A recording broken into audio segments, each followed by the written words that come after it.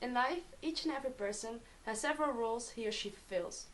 We adapt our behavior and our appearances to the role that suits a particular situation best. For example, a student needs to listen to his teacher, and a family member needs to stand up for his siblings. Some roles, however, do not only apply to some situations, but to your entire life. One of these are gender roles, and this is today's topic. We have all generally accepted that with a particular gender comes a particular set of rules. These lay down how one should act and look according to his or her gender. Most people have simply accepted it. This is just the way society is, they say. You can't change it.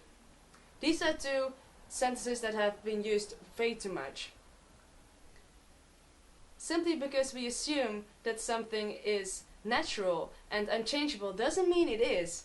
We used to think that the world being flat was natural and that men would never fly. And look at us now. Gender roles are not something people are born with. Like any kind of role, it's taught by parents and people in our environment.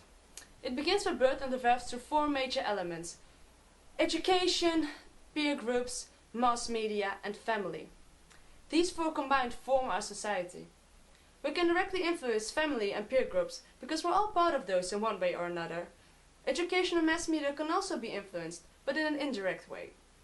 Education generally reflects what we want to be: intelligent, innovative, and enlightened. Mass media also reflects our society, but in an emphasized way. It enlarges our insecurities and makes our social goals look even more important.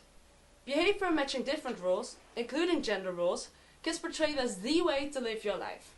You get taught what is acceptable and what is not, including what behavior or mindset you should have according to your gender. Well, now let's think about that for a moment. You get told by other people what behavior and mindset matches your gender. You get told by other people what you should think and how you should act. Basically, you get told by other people who you should be. Well, that doesn't sound fair, does it? Why do those other people have the right to determine who you should and should not be? It's not about who you want to be anymore. It's about who society tells you to be. In this modern world, where we claim to value individuality so much, where be yourself shout on every corner and where standing out is considered a goal, should rules like these even exist? Should rules that suffocate your freedom to live your life your own way even exist? Imagine a little boy, about 3 years old. Imagine him walking into a toy store. He looks around and notices this huge collection of human-looking figures, dolls. He walks up to it with immense enthusiasm, picks up one, filled with a dress covered in sparkles, and shows it to his dad. Filled with excitement, he looks up to his dad, who says, "No, son, dolls are for girls." The boy will be sad and know that he'll never have a doll. After a couple of years, he will not remember this situation, but he will remember that dolls are girly. No matter how happy the doll would make his little son feel, his father would not give him one because it would make him look odd to his environment. It would go against the role his environment has in mind for him, because the opinions of the child's environment are more important than the child's happiness, right? Situations like these occur because people want to fit in. We all do to some extent. However, due to behavioral rules, such as gender roles, we feel obliged to change certain parts of ourselves to completely fit in. It's one thing to adapt to such a situation. Of course, you cannot behave and dress the way you would at home on a Sunday morning, where you have a tea with the Queen. However, to change yourself for the rest of your life, to try and become someone you're not, only to feel accepted as a human being? That sounds sad, doesn't it? Then why do we encourage this? Heavy use of gender roles leads to sexism. And this is a statement I can make without any preconceived opinion because it has been researched a lot. Some even date back to the 19th century where Freud himself came to this conclusion. Because women were expected to be passive, submissive, caring, forgiving, and obsessed with their appearances. Men were supposed to be confident and aggressive, sexually driven, and practically emotionless and obsessed with winning.